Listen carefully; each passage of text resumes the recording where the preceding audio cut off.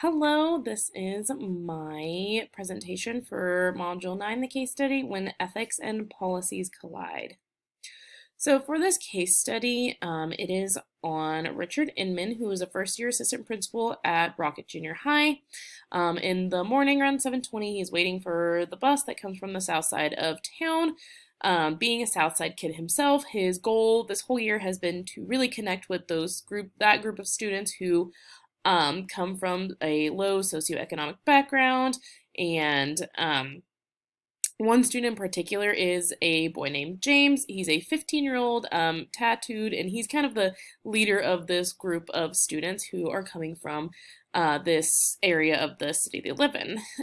So far, his efforts have really paid off. The students are really improving on their grades, they're making other friends, and James has actually not had any fights in months because of the actions that Mr. Inman has taken. So later in the day, Mr. Inman has James in his office talking about something different that James had gotten into when his fifth period teacher has called. She is concerned about an exchange she saw in the hallway involving James and then another student. His name is David. A little background on David. He is an honor student, a young scholar, very standout in band. So he's a very typical run-of-the-mill middle school student. So has never gotten in trouble, a very clean-cut student. So Mr. Inman, because it is something he deals with James, because the teacher, like I said, that exchange, she wasn't sure if it was drugs or something that was going to be against policy. So Mr. Inman asks the school police officer to escort David to the office to have a conversation with him and James both. After a time, the officer had to finally search David's bag, and he found a pair of brass knuckles in his bag. James admitted that the brass knuckles were his, and he told David, quote unquote, that he would kick his ass if he did not hold them for him. So Mr. Inman had felt some really good. He felt very prideful towards James. However, that flipped, and he became upset because the officer then handcuffed both boys and began to escort both of them out of the office. The officer said he had to charge both boys with felony possession of a weapon on school property, and that both students would be expelled for no less than 45 days and would serve that in their school's disciplinary alternative education program. So Mr. Inman was sick because of these actions. He felt sick to his stomach because he felt very guilty that his decision to have the police officer go escort David in had caused this to happen. He ended up calling both mothers. James's mother said, he can stay in there for a few days. I'm not going to come get in. However, David's mother, on the complete opposite, is in his office in 15 minutes discussing the situation, very, very concerned for her son, and then gets the directions for the detention center and goes to get her son. Mr. Inman had then filled out the paperwork for James, but was very hesitant to do this for David, even though it was school policy that he did. A week later, David is in school. James is at the disciplinary education program, and he gets a call from the director of secondary education and was told to fill this paperwork out. He explained the situation and why he would not fill it out and felt that it was against his ethics to do so. The director said he understands the position, however, informed him that he would receive an official reprimand if he did not file this paperwork on David. So the harm done in this case is a few different things. James's actions of holding the brass knuckles is causing David to now get expelled and was taken to the juvenile detention center, and that is causing David emotional harm. So it may not have been physical, but it is an emotional harm done to David. It's something very traumatizing, something he has never had to deal with in his life, and is something that is going to stick with him for a very long time. Mr. Inman's decision to have the police officer escort David was another cause, because if he, it could have been a completely different situation if Mr. Inman did not have that police officer go and escort David and then search his bag. So the laws that were broken, again, James was breaking school policy of having that prohibitory weapon on the school grounds, and David, Again, he was coerced, but he could have said something because he knew that item was probably against school policy and could have told an adult. And then again, Mr. Inman knowingly refused to fill out that paperwork, even though both boys had broken some form of school policy. Mr. Inman definitely had a breach of contract because he did refuse to fill out that paperwork. As a school principal, unfortunately, there are times when you are going to have very tough decisions, and this is one for Mr. Inman. And not filling out this paperwork, he's breaking his contract because he's not fulfilling the duties that he had set out to do. And then James' action of making David hold his brass knuckles could count as harassment because he was forcing him to do this. So now Mr. Inman must decide if he's willing to put himself in a compromising situation by not filling out the paperwork for David and breaking school policy to save the student. So the people involved, again, Mr. Inman's the assistant principal. James and David are the two boys that this situation occurred from. The school police officer had escorted the boys to a detention center. Again, James's mother wanted him to stay there, and then the opposite end, David's mother immediately comes to get her son. So two completely different views and different households for both boys. So the fifth period teacher saw the interaction, and she was the one who informed Mr. Inman of this interaction. And then the director of secondary education calls Mr. Inman to discuss filing the paperwork and him possibly receiving that official reprimand.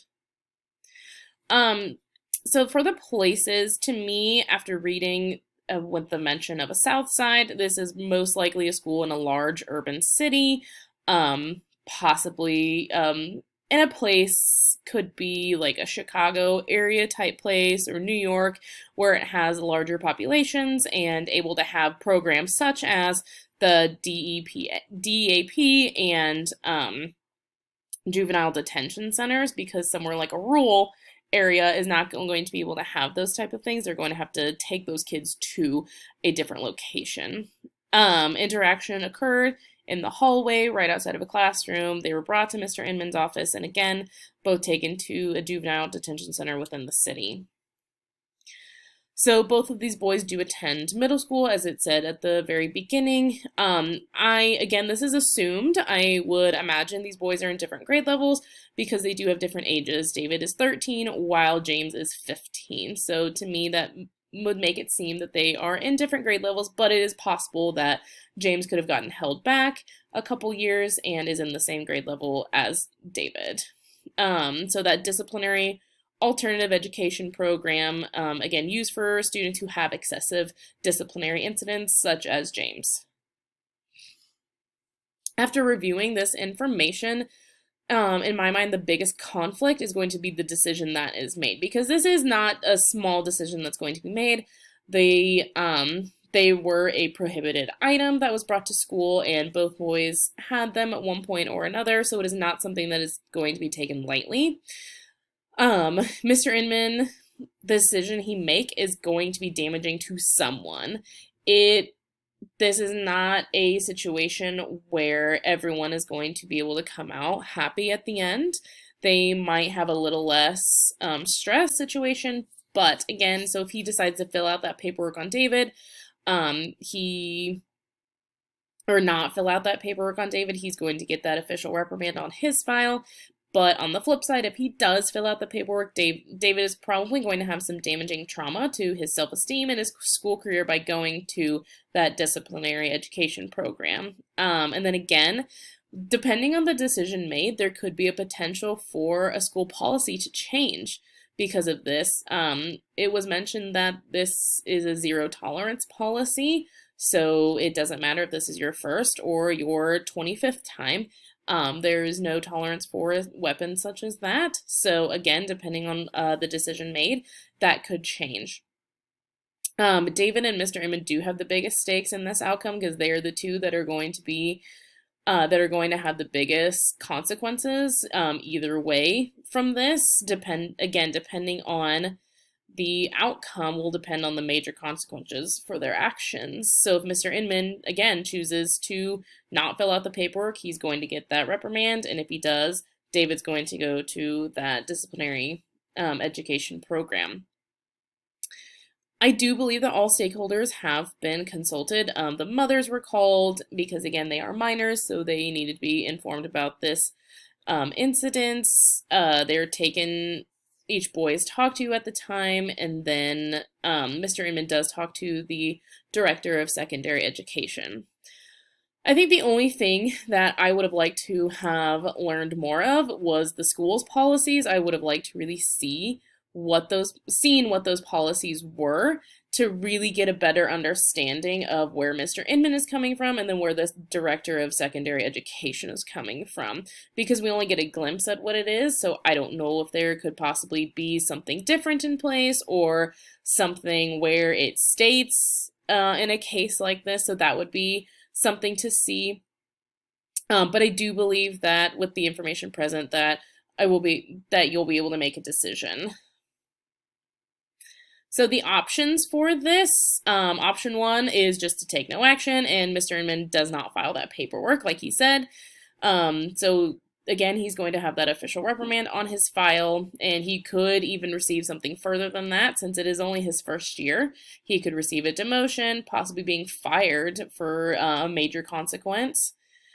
On the opposite end, he files the report on David, and David goes to the disciplinary education program and completes his mandatory 45 days of suspension. A possible consequence is that David's mother could potentially sue the school because she doesn't feel that her son was in the wrong. He was doing something that he felt wasn't going to have James beat him up or anything like that. And then David could also feel very emotionally traumatized by this incident and going to the disciplinary center. And then his school career could very much be jeopardized because of this. So an option a little bit in the middle is could find a way for David to complete some form of even ISS instead of having to go to the disciplinary center.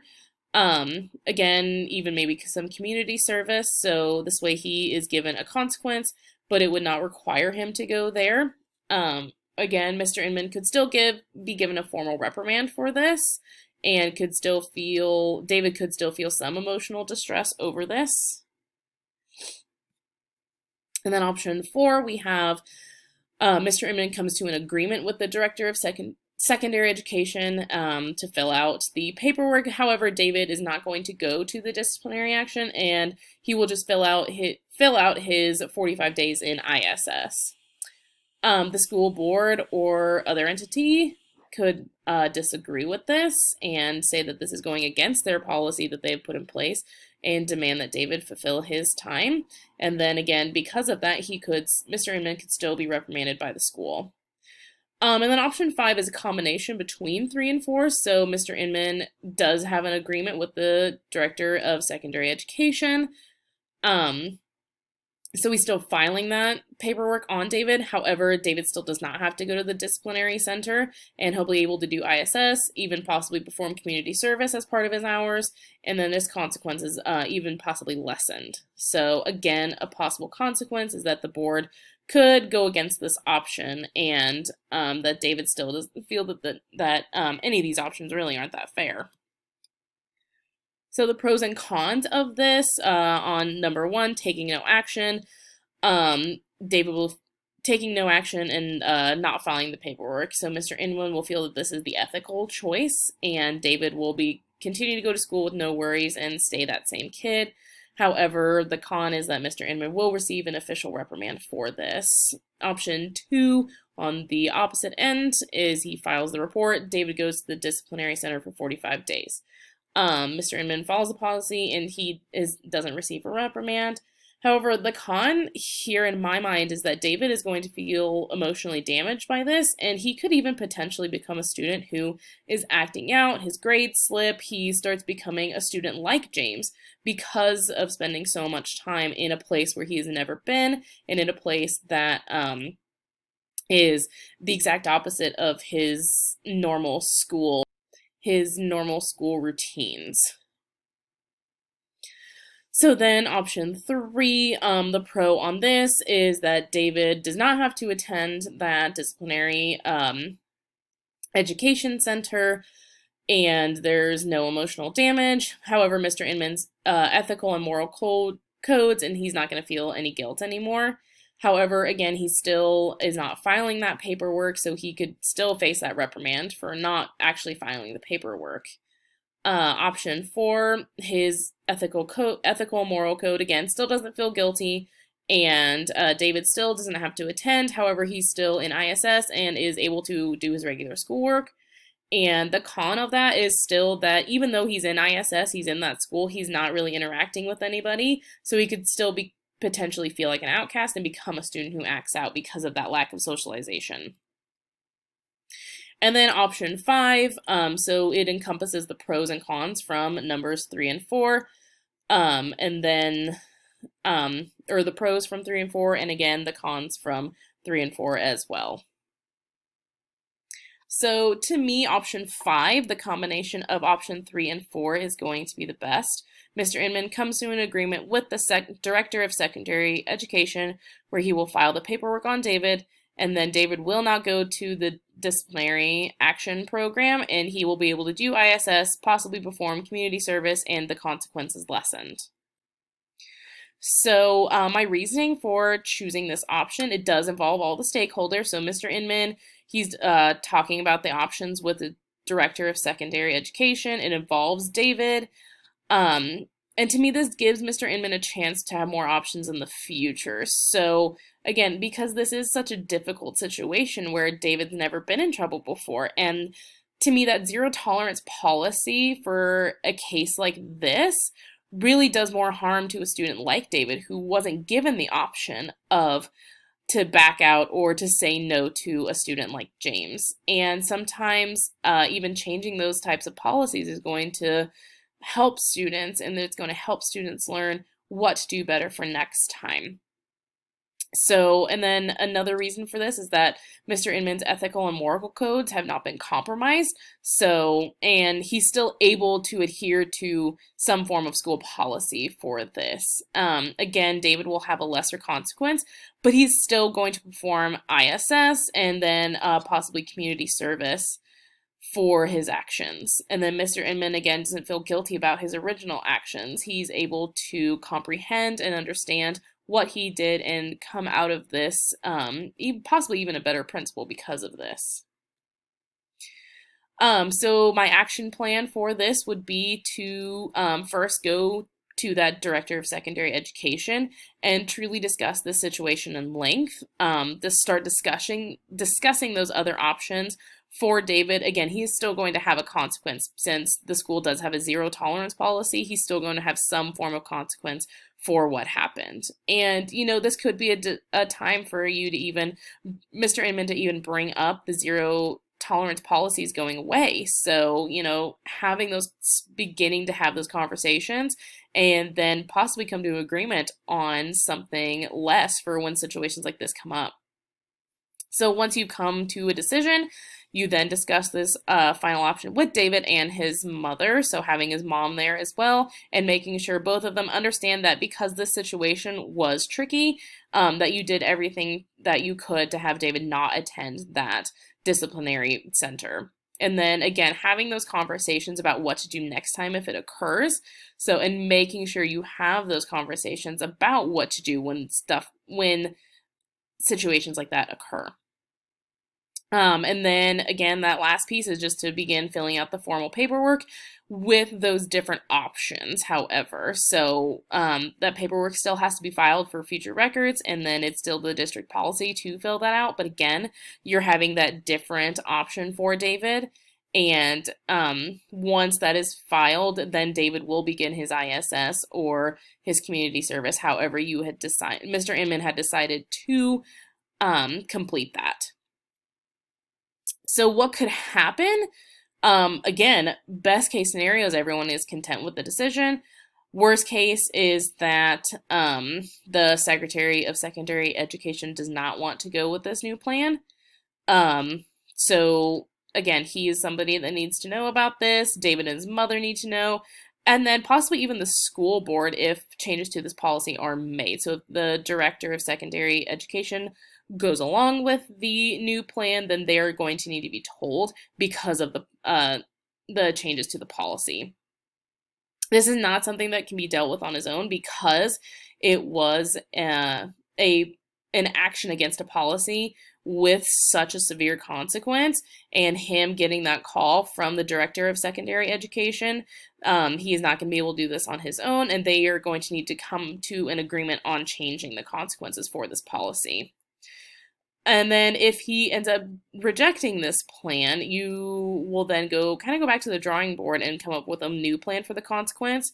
And honestly, the goal for this really is for David to not have to attend that disciplinary action center if at all possible. And then, so my reflection for this assignment is I really do have a great appreciation for administration after this.